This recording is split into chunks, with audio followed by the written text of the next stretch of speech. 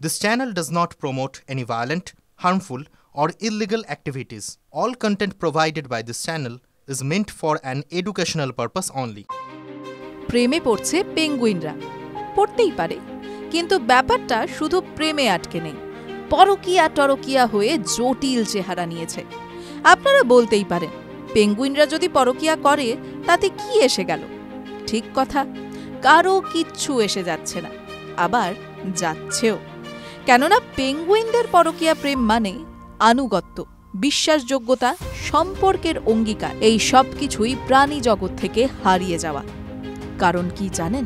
এতদিন একমাত্র পেঙ্গুইনদেরই মনোগামাস বা একগামী বলা হতো, মানে একজন সঙ্গীকে নিয়েই জীবন কাটাতো, সুখ দুঃখ ভাগ করে নিত ওরা।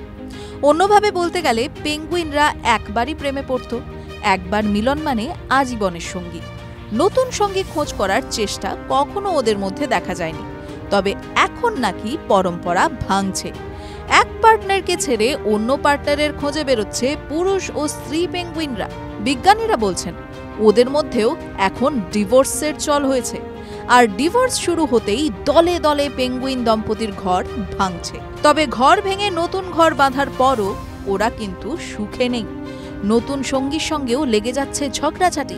পেঙ্গুইন বিশেষজ্ঞ ডের রটলার বলছেন, পছন্দ বদলে যেতে পারে, চরিত্র তো আর রাতারাতি বদলায় না। এতদিন যারা একজন সঙ্গীতেই অভ্যস্ত ছিল তারা রাগমাগ করে সম্পর্ক ভেঙে দিচ্ছে বটে, কিন্তু নতুন সঙ্গীর সঙ্গেও মানিয়ে নিতে পারছে না, মেজাজ দেখিয়ে ফেলছে। গত 12 বছর ধরে পেঙ্গুইনদের ওপর গবেষণা চালিয়ে এসব তথ্য পেয়েছেন একদল বিজ্ঞানী।